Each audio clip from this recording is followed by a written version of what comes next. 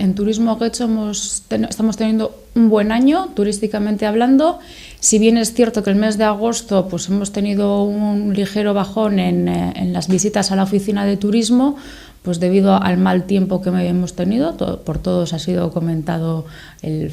pésimo verano, hablando climatológicamente, que hemos tenido, y bueno, pues eso también pues en las visitas de la oficina de turismo pues se notan, pero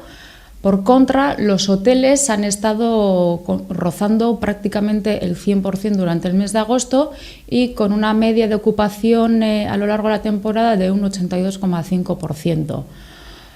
A pesar de que hemos tenido ese ligero bajón que decía en la oficina de turismo en el mes más alto del año, que es agosto, podemos constatar una tendencia al alza durante el resto del año con una media de un 9,8% de enero a julio, con lo cual tener unos datos positivos fuera de temporada nos parece pues remarcable e importante, porque todos los esfuerzos que hacemos son para atraer gente, pero sobre todo intentar atraer gente fuera de temporada, para así conseguir un turismo más sostenible y más organizado a lo largo de todo el año.